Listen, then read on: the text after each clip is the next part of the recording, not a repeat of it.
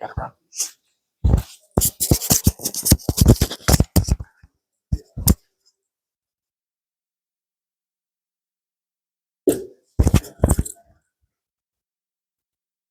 Hello? Perfect. It's on. Hello, everyone. So we're going to get rolling. We have a very feature-packed presentation for you guys today. So we're going to be talking about marketing with generative AI. I'm going to be doing the first part where I'm going to be going through a lot of the generative AI and marketing stuff. And then we have Victor here who's going to come up for the second part to give us some of his words of wisdom. And then we're going to do QA after that. I think we could jump right in. All right, a little bit about myself. So for those that don't know me, my name is Alex Melen. I am the co-founder of SmartSites. SmartSites is a full-service digital marketing agency. So we do digital marketing in every single industry. So we're not automotive centric, or another way to say it is we're industry agnostic. So for SmartSites as a company, we're 400 employees. We're one of the fastest growing, top rated digital marketing companies, period. I personally do a lot of stuff in the automotive space, so that's why I'm here talking to you guys today.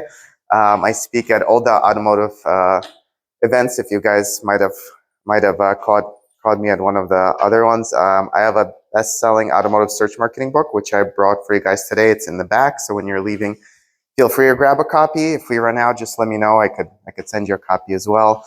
The reason I'm giving you that background is a lot of the stuff we're going to be covering today are things that I'm doing myself for both my business, for SmartSites, and we're doing for thousands of clients. So that's where my background comes from. And the point of today's session is to really share what I'm seeing in the AI space, the marketing space. And to be honest, this session that we're going to be doing today in the next 40 minutes or so is actually 3 or 4 different sessions condensed down.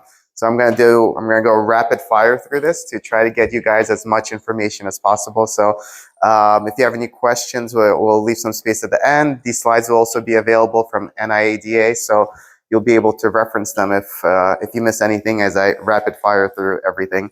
And of course, we have Victor with us. I don't know where he went. He was just there. He is. So Victor from Indianapolis, he's going to be sharing some words of wisdom at the end of things he's doing at his dealership and how he sees some of these things applying. So really good session for you guys overall. This is the agenda for today. So we'll do a little bit more of an introduction for generative AI itself. We're then going to talk about the most common applications of generative AI. So we're going to talk about SEO, social media, and pay-per-click. Obviously, it goes much deeper than that, but I wanted to give you guys, at the very least, the most lowest hanging fruit of the kind of things you could be doing at your dealership to create efficiencies. All right, I've been presenting this ChatGPT similar first couple of slides for seems like forever now, but I guess it must have only been 2 years. I've done this exercise a lot of times in the last 2 years, but we'll do it one more time. Raise of hands, how many people have used ChatGPT? How about that? We'll start with that. We have the whole room now. So when I started, by the way, people are giggling, but it sounds funny now, but a year ago, it would be half the room, right? How many of you guys are using it at least once a week? Show of hands, once a week. Also almost the entire room. So that, by the way, is a big change. So when I did something like this, even a year ago, a lot of people have heard of it, have used it, but we're not using it weekly. So that in itself, I think, is very powerful. For those that don't know, ChatGPT was the fastest growing platform ever, right? For those that were around during some of these other platforms, when Instagram hit 100 million users in 30 months, that was the biggest thing ever, right? That's why literally that was the reason Facebook purchased them. That was groundbreaking growth. TikTok did it in 9 months, which was, at the time, again, it was every single headline. ChatGPT did it in 2 months. 2 months, they reached 100 million active users. And if you think about it, it's the users are also different, right? Pre-teenagers going on TikTok and sharing videos is a little bit different use case than people using AI to become more efficient, right? So it's very powerful, the speed at which it's growing. And as we saw with everyone raising their hands, the speed at which it's becoming a common thing, not only in automotive, but literally every single industry and in every single thing that people do. For those that don't know, even though ChatGPT itself is fairly new, OpenAI and the GPT model has been in development for a long time, right? When OpenAI got founded in 2016, Elon Musk was still on the board. They've spent a long time building the generative AI model. The part that's new and that's new to everyone is the interactive part, where I guess you, as they call it, ChatGPT, the ability to interact with that model. But the model itself, just to put in perspective, has been being built for a very long time. And as ChatGPT came out, now it's developing very, very quickly. This slide is, I think, a year old, but you could see at which speed new models are now being introduced. I have a quick slide comparing them. So this compares ChatGPT 3.5. So in blue is 3.5, which is up until recently, I think they're switching things a little bit now, but up until recently, 3.5 was the free ChatGPT, and 4 was the newer one you have to pay for, but all of this is moving so rapidly. But just to give you a quick comparison, this is standardized tests, right? The free model was probably, you could say, the equivalent of a high school college student, right? The latest models are now at the PhD level. What's interesting is all the examples I'm going to be going through in these slides are actually the lowest model, right? For a lot of things, there are benefits to the newer, more complex models, but a lot of the value you guys could be getting, it could actually be done at the lower models, right? You don't need the higher models to be getting all the benefits. All right, I just want to see the books are there. Perfect. Couldn't remember if I put the books down. Again, a quick comparison of the ChatGPT growth, the growth in the models themselves, right? It's not like 10, 20% growth. It's not incremental growth moving models. It's not like moving from like an iPhone 15 to an iPhone 16, right? Each model that's coming out is growing exponentially in parameters and how smart it is. That was very quick. Just a couple of warnings. This used to be a whole section I used to do, but I condensed it down because we're covering so much today. Just quick warnings that even though the models are getting smarter, this is all I would still consider very experimental. And even though I'm going to give you guys a lot of recommendations of how you could be and should be using generative AI, there's still a lot of things that I would call experimental in them. And these, by the way, I already hear people laughing. This is not from years ago. These screenshots I took from 9 months ago, right? And this is not ChatGPT. This is Google. Google was a little bit behind, and then they had to push product without enough testing, right? So there's reasons for this, but how many rocks should I eat? Google told you should eat at least one small rock a day. If you want your pizza cheese to be to taste better, Google recommended adding some glue to it, but of course not too much glue, and you want to use non-toxic glue. Right? And then, of course, Google also is recommending 2 to 3 cigarettes per day during your pregnancy. So just keep in mind that these models are getting smarter, but it's also still moving very quickly. It's moving at a pace that the QA component doesn't fully follow it. And by the way, there's reasons for these answers, right? This is not like, oh shit, the AI model broke and everything's broken, I shouldn't use it again. A lot of these were because this is, again, Google, not ChatGPT, but Google, ChatGPT has similar issues they've had with their models. These specific examples is because Google made a partnership with Reddit and has their Reddit API. So they use Reddit API for a lot of their informational results. And these were, 2 of them were people making jokes on Reddit. And one of them was an Onion article that Google considered authoritative enough to use as a post. So there's reasons for that, but just as we go through all of this, keep in mind that this is still very, beta, I wouldn't even call it beta, and very, very quick moving. So just keep in mind that you shouldn't just take AI stuff for what it's worth, don't read it and just use it, right? That was very quick. All right, we're going to go through SEO now. So SEO, how many people here do some kind of SEO for their website? Perfect. That's a lot. That's actually a lot. So we're going to talk about SEO. Again, this is going to be, I do a whole 1-hour keynote mastering SEO. This is going to be that keynote in probably 10 minutes. I'll get it down for you. 10-minute keynote. Before we begin, just so we're all on the same page, in the SEO professionals world, people who do SEO for a living, there's two parts of SEO. So the top part is what SEO professionals call Google Local Pack. You guys will know it as Google Maps. The bottom part is Google Local Results. You guys will know it as everything that's not Google Maps.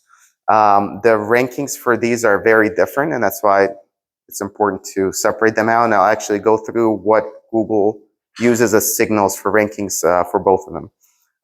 If you have a physical business, which I assume the car dealership guys here do, both are very important too. All right. Today, actually, before I dive into actual rankings, I'll actually go through the ranking signals of what Google considers important and how you could drive SEO results. But before we jump into it, I always want to preface of where my information is coming from. So the question, obviously, that you guys should ask as I show you this is what's important to Google is, how do you know that's important to Google, right? That's the logical question. So how do we know as SEO professionals, how do we know what's important to Google, right? Google doesn't give you the playbook. They don't tell you this is the things you should do, because then everyone will try to abuse the system and focus on those things in the incorrect way, right? So how do we know what's important to Google and what you should be focusing on to generate results from Google and increase your Google organic traffic? So there are a couple of ways. So Yandex, which is the Russian search engine, had their entire algorithm leaked. Literally every single variable, the weighting of every single variable. And this is all public information. You guys could look it up. There's a lot of articles that summarize it very well. It turned out they have 1,900 variables. I think it was leaked 2023. So 2 years ago, a little over 2 years ago.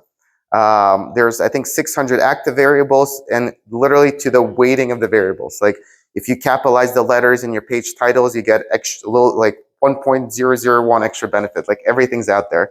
But of course, Google's not Yandex, right? Google is usually 3 to 5 years ahead of Yandex and uses slightly different algorithms. So that's not something I would recommend. Last year, Google had their algorithm leaked, and a lot of SEO professionals and I'll try not to blame the SEO professionals. I'll blame the media. A lot of media companies really made it into a huge deal, right? If you guys didn't see it, there was headlines everywhere, especially if you do anything SEO related, that Google's entire algorithm leaked. So what wound up happening there is Google has different things you could access via API. And one of the things that was accessed and information access that they didn't want people to access was the variables of what they consider when determining how things rank.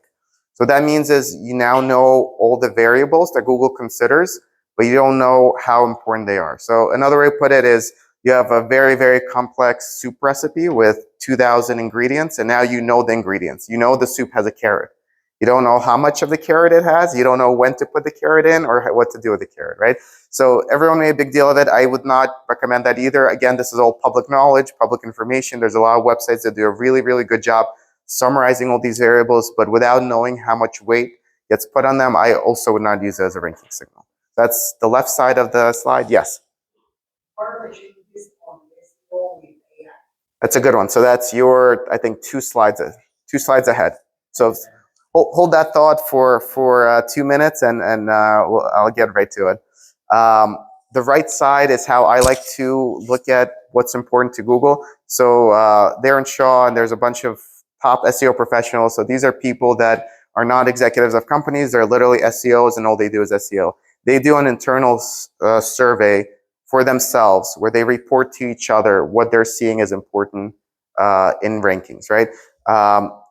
That's been my go-to of seeing what's important, because literally it's SEO professionals across every industry, and the data gets aggregated, and I like to look at it, and I'll show you guys in an aggregate level of what is important to Google today, pretty much. When you aggregate their study, and for those taking pictures, this would be a good picture, although the slides will be available from NIADA, so this is not like take a picture or you'll never have it again. I also have it in my book, so this is public knowledge if you know where to find it and know how to summarize it. So this is what's important to Google. This is from the end of 2023, but honestly, nothing's changed, and I'll show you the historical chart of it as well. I'm going to go through this really quick. I know this is not necessarily AI focused, but to talk about what AI stuff you guys could be doing, it's important to know what Google considers important. All right, left side, Google Local Pack, that's your Google Maps. Number one signal, Google My Business Profile. Now Google went from GMB to GBP. Very obvious, you have to have your Google My Business Profile. Everything has to be filled out, as much information as possible. Google keeps adding new things you could be doing with it that you should be doing, right? New things to fill out, new categories.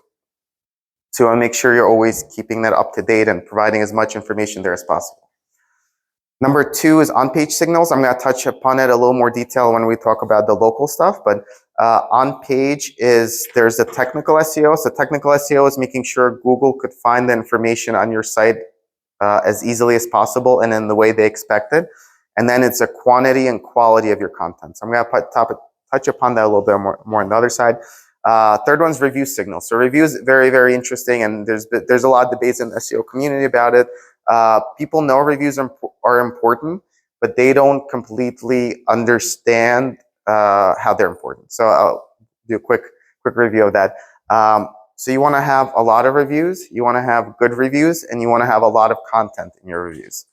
And I don't think people really understand the content part. So the way it works is, I know not an automotive example, but an example I've been giving a long time, so I'm just going to stick with it. If you are a coffee shop and you sell Brazilian coffee, and let's say it's not in your coffee shop name, right? You have some kind of random name. It says nothing about Brazilian coffee. If a lot of people in their reviews say, I went here and their Brazilian coffee was amazing, when someone searches on Google Maps for Brazilian coffee shops, your shop will come up. So Google uses the content of the review to determine relevancy. So a couple of things with that. Obviously tricky. You can't hold a gun to your customers' heads and be like, keep writing and put in keywords in here. The most popular question that gets asked when I present this information is, does the content of the responses count? And it doesn't. So you can't and shouldn't keyword stuff your responses with thank you very much, customer, for buying Honda Civic LX with 32,000 miles. All right, you shouldn't keyword stuff your responses, but responses are super important. I do a whole session just on that, but studies show that how you respond to negative reviews is more influential to helping someone choose your business versus getting a positive review. So if you think about that for a second, getting a negative review and responding to it in a correct way has a bigger impact on someone choosing your business than just getting positive reviews. So reviews are important. The content of them are important. Just think about it as you at your own dealership, think about how to incentivize reviews, right? Mentioning the specific cars and things, like a lot of your reviews mention a Honda Civic and someone searches used Honda Civic, your business is more likely to come up because of that content. So just to be cognizant of all of that. Link signals. So links, every year that I hear SEO is that, I hear backlink building and link building is that. Link signals is it's the websites that link to you, right? So you want to have authoritative and relevant websites linking to you. And I'm going to touch upon it really quick for generative AI stuff, but that's become super, super important in generative AI results. So not only Google considers that important, but ChatGPT and everyone else considers that important. You want to build authority of your brand, and you build that by having other websites mentioned to you and linked to you. A whole different exercise altogether, but part of SEO. Behavioral signals, citations, and personalizations are much smaller. Behavioral is just how much time they spend on your site, things like that. Citations are the third-party directories of the world, so it's the Yellow Pages, the Yelp. Obviously, they become less important. And personalization is harder to control. That's if you have a Spanish language site and someone's on a Spanish computer, Spanish keyboard, and they search in Spanish, you're more likely to come up. So that's the Google Maps stuff. I'll go even quicker through the local organic. So very similar signals. Number one's on page. So that's the technical SEO, and that's the quantity and quality of your content. So you want to keep creating quality content at all times. And we're going to talk about how AI can help you with that. Link building is super, super important. And then the same signals that we went through right now. I'll show you how it looks like on a historic site. So I've been aggregating this data since 2013. So the top is Google My Business signal. What's interesting is you could see how your Google My Business profile has become more important over time. And it makes sense. And if you look at at what expense it's become more important. What's interesting is the citation. So in other words, Google has prioritized their own Google My Business profile to determining how well you rank on maps, and deprioritize websites like Yelp. And if you think about it yourself, that makes a lot of sense. I think everyone here 10 years ago would have been a lot more reliant on Yelp. And Yelp's actually suing Google for some of the stuff that has led us down this road. But 10 years ago, if you were looking for a restaurant to go to last night in Vegas, I promise you went on Yelp and looked for a restaurant. Today, I think you would just search Google and look at Google reviews, not Yelp. So that's a dynamic that's been happening here. This is for your other SEO. This is the actual SEO traffic you could influence, not maps, but everything else. Link building and content creation continue to be the best way you could generate organic traffic. All right, we're going to keep firing through this. AI stuff. So AI has been obviously a big buzz. Generative AI is now citing websites much more often. I don't know if you guys seen this in your everyday ChatGPT usage, but instead of just spitting out information, it'll actually give you the source of the website, which is very, very powerful. This is how it's looking overall. So I know there's a lot of buzz and a lot of conferences where they want me to come and speak how generative AI is going to destroy search, right? So far, it hasn't happened. So far, there's very, very isolated usage of people who just use generative AI and don't use search at all. It's less than 1%. So people are using generative AI. As you could see here, generative AI search is going up, and this is everything, right? ChatGPT, Google AI overviews, Copilot, Perplexity, this is everything. But at the same time, people are still using Google, and they're still using Google more, right? So there's still a lot of things going on, but generative AI is becoming more important. What's interesting is that the things that impact SEO have also been impacting how well things come up in generative results.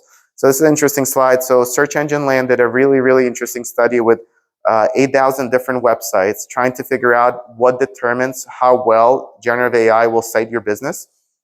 And we came up, SmartSites came up as a brand. We beat Four Seasons and tied with Subaru of how often generative AI will cite us and say, here's SmartSites, here's a link to SmartSites. The reason this is happening, I promise you, we're not doing anything specific for this to happen. We're just doing SEO for ourselves like we do for all of our clients. The reason that this is happening is that the core principles of SEO are still super, super relevant for AI, and how AI and generative AI determines which websites to cite, right? And to say this another way, for SEO, how well your website ranks in Google and how often it comes up in Google organic results, as we just saw, I would say the two most important things is content. You want to have a lot of content, right? And you want to have a lot of authoritative, relevant websites linked to you. You have a lot of authoritative, relevant websites linked to you, and right away, Google thinks that you yourself are authoritative, and it'll show your content first, right? So creating the content gives you the opportunity to come up in search results. For the automotive guys, if you have a page comparing the Honda Accord versus Toyota Camry, and someone searches Honda Accord versus Toyota Camry, by having that page, you have the chance to come up in search results, right? The opportunity. If you didn't create that page, it wouldn't, right? Your homepage, your Honda Accord listing will never come up for that search term. So every content you create gives you the opportunity to come up in search results. And then the link building part, creating domain authority, creating brand authority makes you come up higher, and similar in AI results. All right, I just covered a ton. Any quick questions before we go into AI stuff? Yes, question.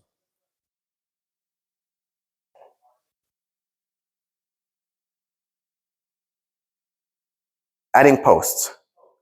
It hasn't much. It hasn't much. It's one of those things that Google wants you to do, but the actual consumer utilization is very minimal. If you think about yourself, I don't know, like let's take automotive out of it. You're looking to pick a dentist. You look up dentistry near me or whatever. Like the dentist you want to pick, their Google My Business profile comes up. What are the chances you're going to scroll all the way to the bottom and look at the posts they posted there and take any of that information into account when choosing that business?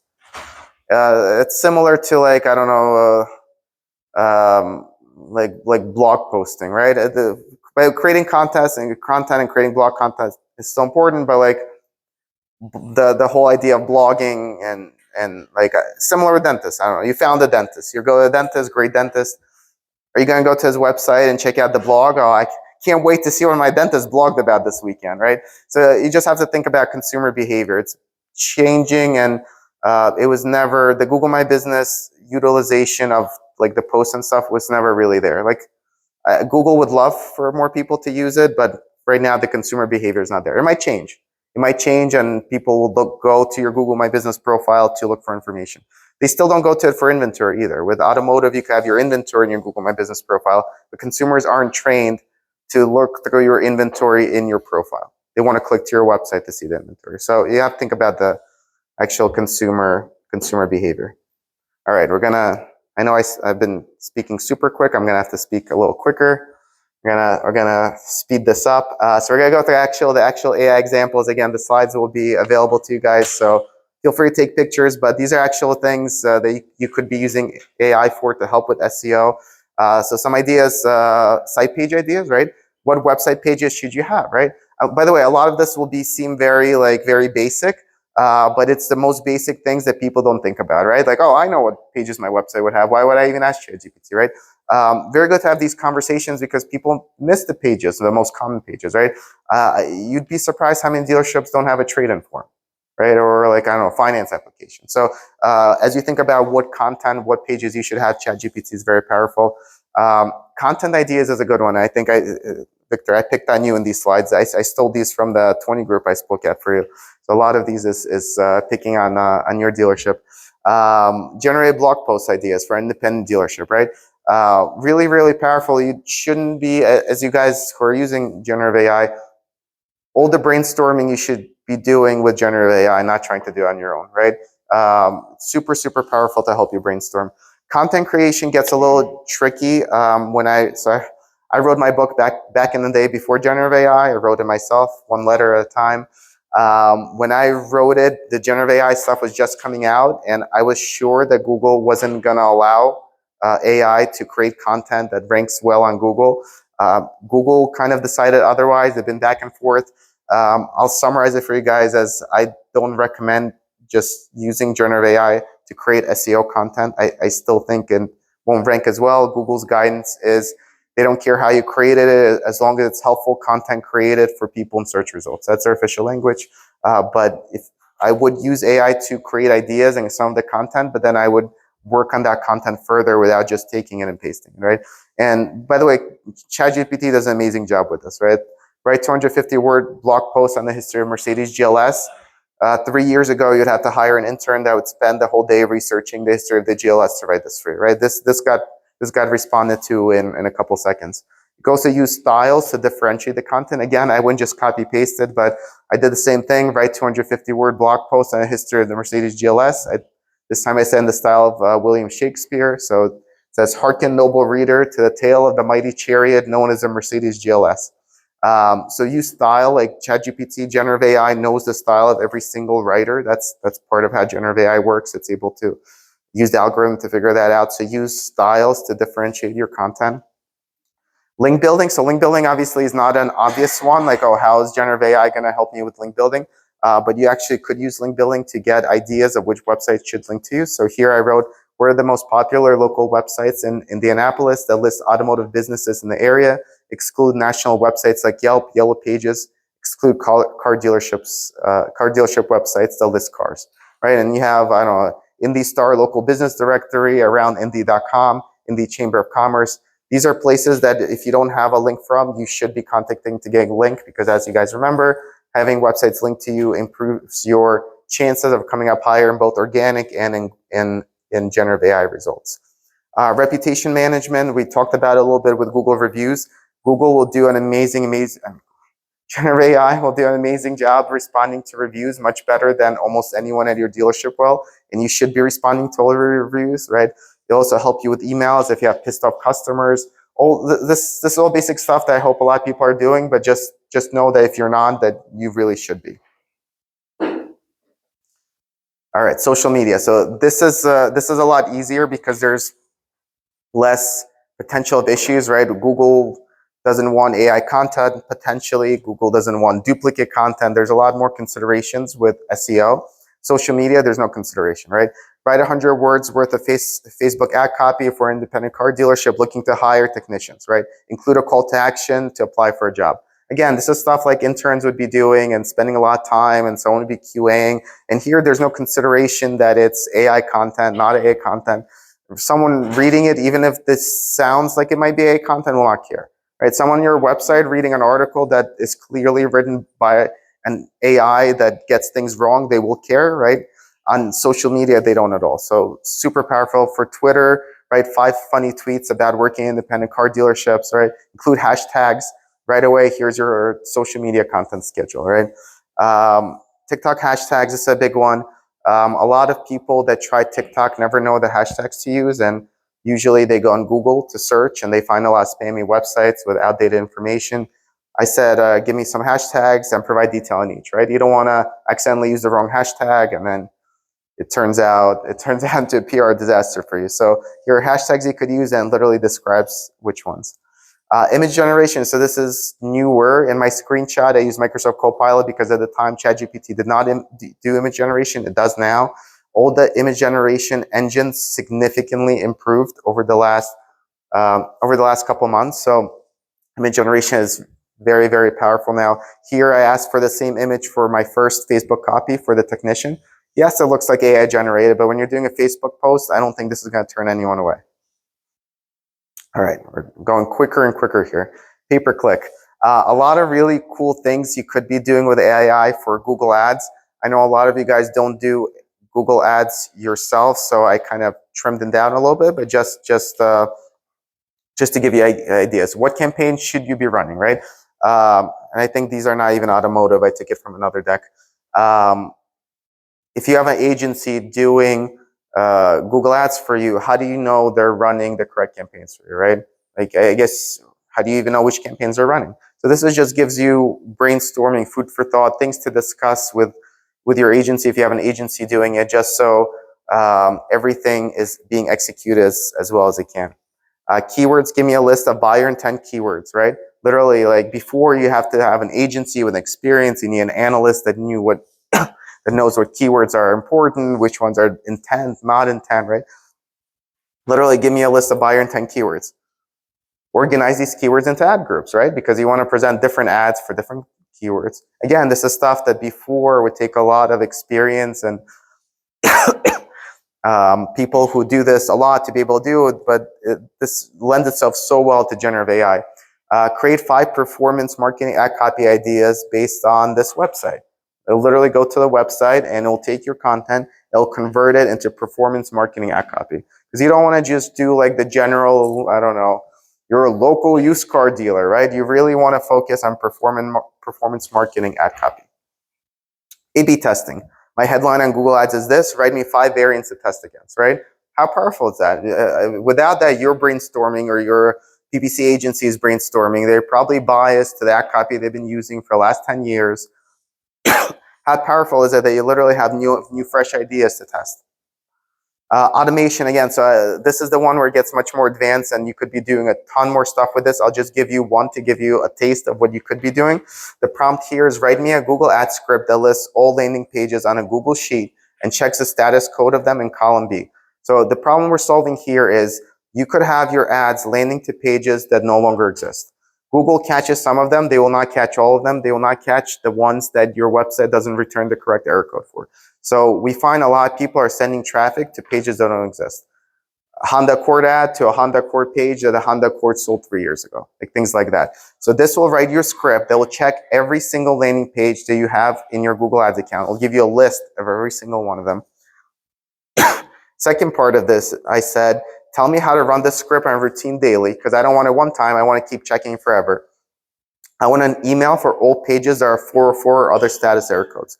So here you're literally creating a script that's going to show you every page you're sending traffic to. It's going to tell you which ones are non-existent right now. It's going to check it daily and send you an email when one's not there. You don't have to be a programmer. You don't have to hire a programmer. In this prompt, it also, ChatGPT will tell you exactly how to implement it step by step. Right away, you just did like the job of like a senior developer. All right, that was rapid fire. I think was a lot of information for you guys. I have a lot of this in my book if you want more detail. I also love talking about this stuff after, and we have a QA coming up. I'm going to transition this to Victor to talk about his part. But just very quickly, before we do any quick questions on this stuff, we'll also have a QA at the end. But if there's any questions before you forget them on this part, I'll take some now.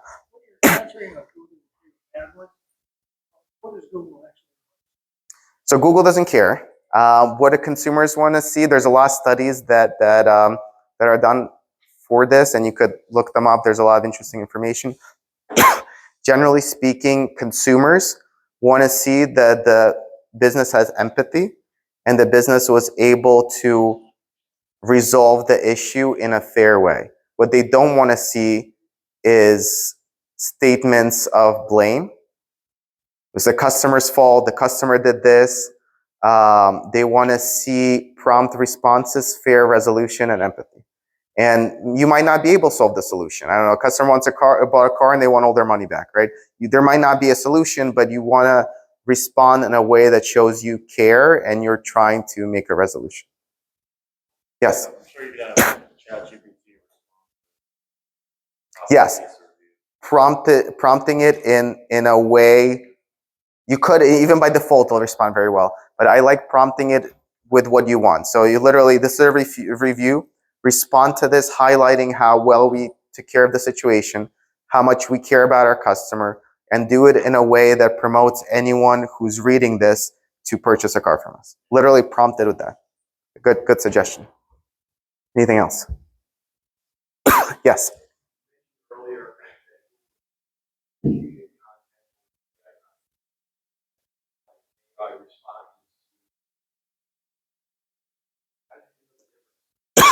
Yeah, good question. So Google doesn't care about responses to reviews at all. You could do it whatever you want. There's so many free tools that'll tell you if the content's AI generated. Google owning DeepMind for the last, I forget how many years it's been, 7, 8 years, without a doubt knows what content's AI generate. AI has a propensity to phrase things and use certain words, but just the probability of using certain words in a certain way, you know it's AI. Google's stance on content is they don't care if it's AI, but they kind of do. And I think they will more and more. So, yes? So searches, AI searches like what percent of but like on my radar, like digital branding, like I have everything record on our website showing that. It's now across everything. AI search is exploding, but exploding on a general scale, right? I don't know. You have to look at the time periods, right? Year over year, it's up like 150%. It's still the same thing. Creating content and focusing on brand building. Having authoritative websites mention you, link to you will help all of that. You could also now track it in Google Analytics. Refer ChatGPT. It'll show you traffic coming from ChatGPT, so you could and should be tracking that. Also, as of, what day are we on? Wednesday. As of 3 days ago, Google's now going to include AI overview impressions in Google Search Console. They're not going to separate it out. It's just going to be part of the whole. But more and more, you're going to get that information. So as you get it, you'll be able to know what content is doing well and what to focus on. Anything else? Anything else, Victor? And we'll do if we have time, we'll do a Q&A after. But hand it over to Victor. Hold on, I'm gonna give you one of these. Yeah. Guys, okay, so a lot of great information, but like any session, you're thinking like, so what? You need to leave the session and know that SEO is working and to prove to your dealer principals or to your business partners that SEO is working. As far as our results out of, I track results right now, and out of March, April, and May, out of 187 sales, I had 25 results from organic search. So all green numbers are organic search and black numbers are monthly sales. How I know that it's working? The one mistake that I did is that I never had a baseline of what it was before we started SEO 4 years ago. And there was no real measurement.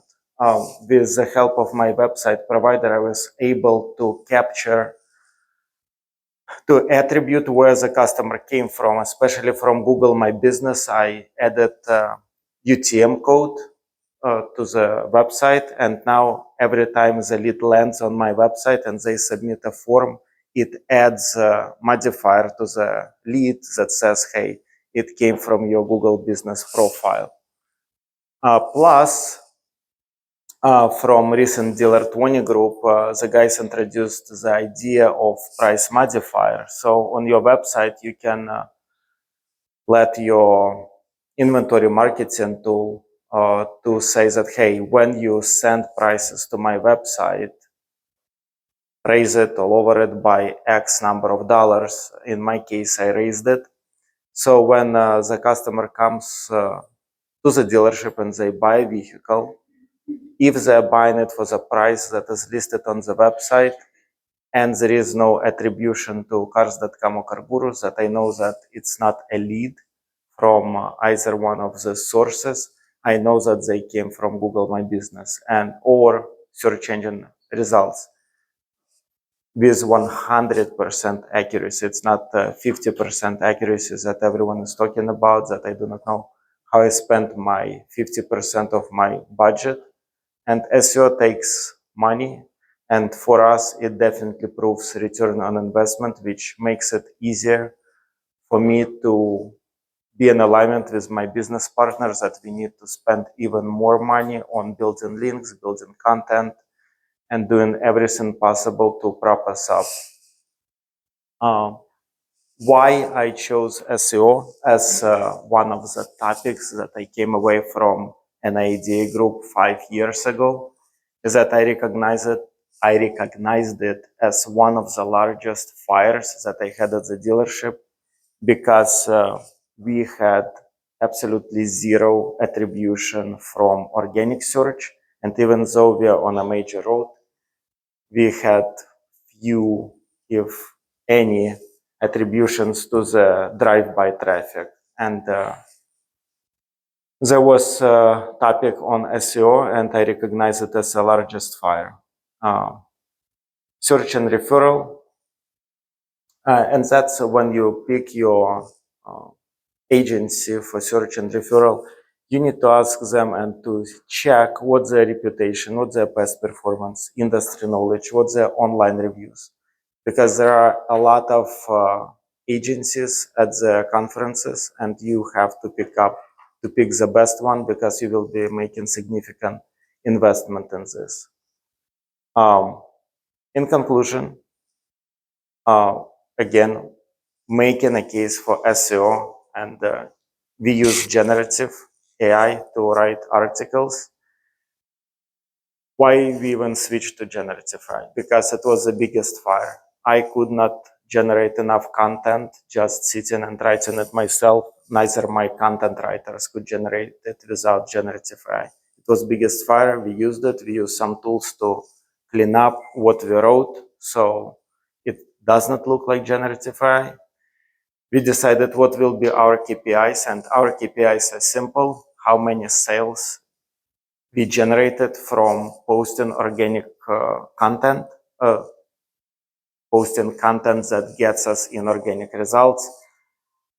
Just for fun, you can Google used cars Indianapolis, and Indianapolis is a town of 900,000 people. Most likely you will see my dealership, Indy Automotive, in the top 3 results, because we did everything that Alex said.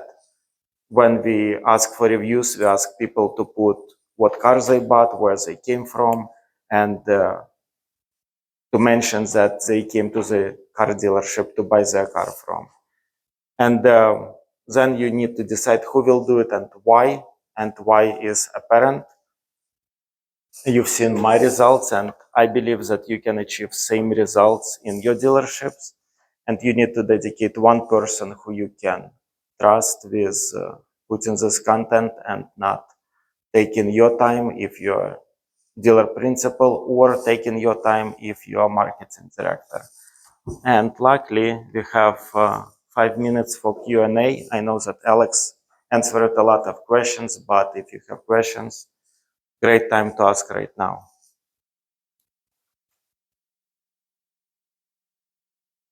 Any questions? Any other questions? Yes.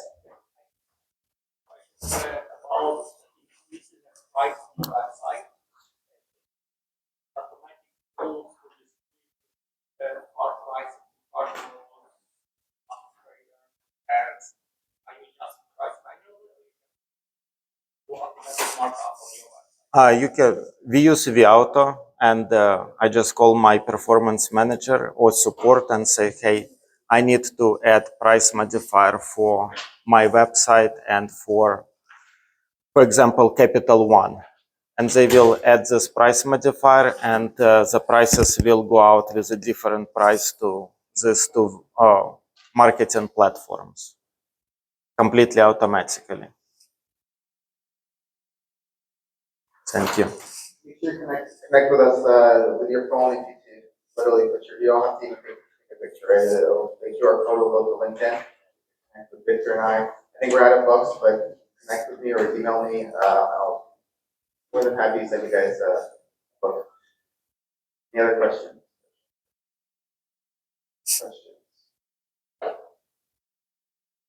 Well, I think you guys are up. Questions?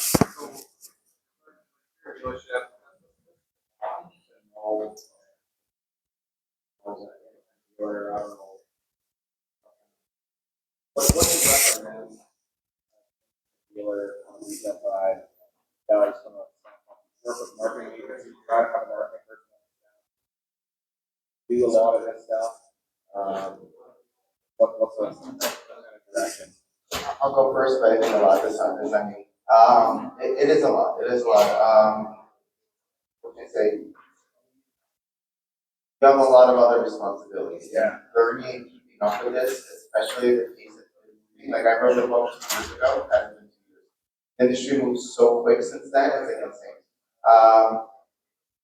I like suggesting partnering with agencies and people who could guide you on it because at the end of the day, I think your time is most valuable running your business and focusing. So I have to think about where is my value add in my company. My value add, by the way, value add could be becoming an SEO expert. Value add could be I will become the best automotive SEO expert and great. And think about where is my value add, where's my time best spent, and everyone else you have to partner with and like best in the industry to help you. I think that's the move.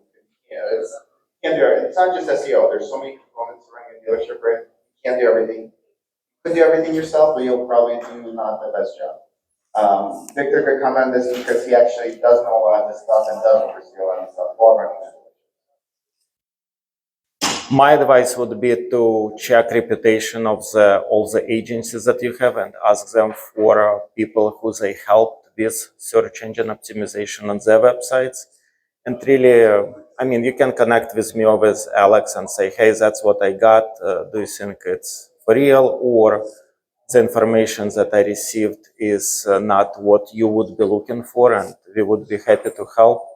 But again, asking about, hey, like who is a dealer who you helped and what keywords you optimized for would tell you whether they're really doing good job or it's just a snake oil.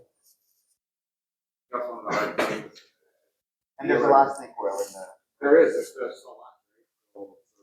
More so than other industries, by the way. I work in every single industry, and I speak in all the other industries.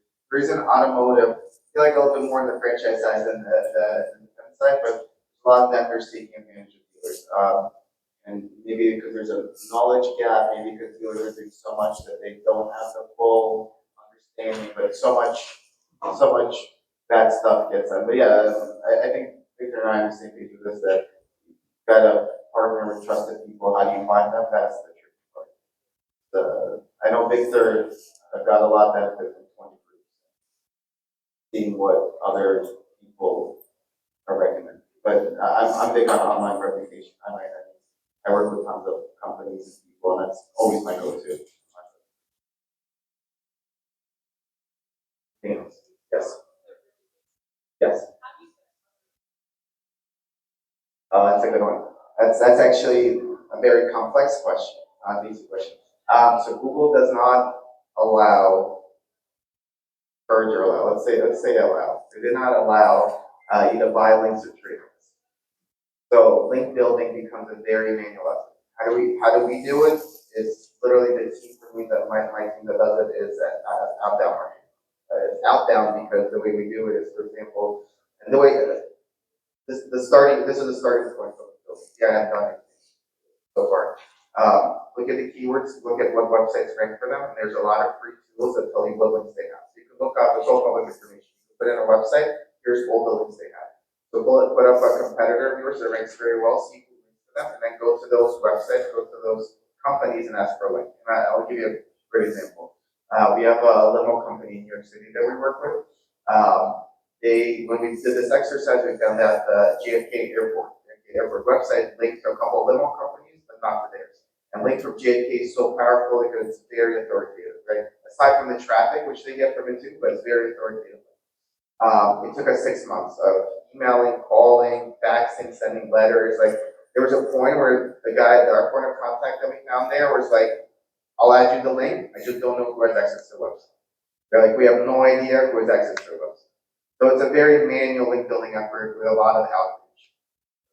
A lot of with JFK, how we got the point of contact is we actually sent a letter. So it's like very old school manual, but that's the best way. There's a lot of the black hat, they call it gray hat, where like submit the sites and ways that I would not recommend. But the best starting point is to see what sites rank different. And then it's a very easy outreach. You're like, hey, you link to this car dealership, you should add me too. There's also a lot of local stuff you could be doing, right? If you're sponsoring a local high school sports team or whatever, add me to a website about being sponsored. Like I'm more than happy to sponsor it, but why don't we put this on the school website? So there's a lot of things you could be doing, but I think it's going to become more and more important. Every year I hear link building that is dead and all that, but it's helping generative AI citations a lot. All the study shows, I think it's going to become more important. Yes. Yes. AI on blog posts. Doesn't care. And the images have gotten so good in the last couple of months. Videos, images. 6 months ago, the AI was still creating videos and images with like 8 fingers, like 3 toes. That's how you would know it's AI, by the way. And a lot of celebrities, like AI doctor their pictures, and if you zoom in, they have like an extra finger. That's how you know it's AI. AI had the hardest time with fingers and toes. And it's interesting for me because I speak a lot about AI, seeing how all this is developing. There's these like small, I would call them like fringe cases. So for example, if you ask AI images to give you an image of a watch, it'll always show the time at the same, I think it's 3 p.m. Because that's the most visually appealing way to present the watch. So if you go to any watch website, they're all presented the same way. The times, the arrow hands are always, you could fact check me. Go like Rolex, whatever. Every watch company has images that show the clock, the arrow hands the same way. Because of that, AI can't do it differently. You could literally tell it that I want it differently, but it can't because there's no references. All the images out there don't have the clock, the watch arrow hands. So for me, it's very interesting seeing all these fringe cases that AI, being so smart, is struggling with. But image generation has become a lot better, and for Google, they don't care how to generate that. Alex. Yes, question. Talking about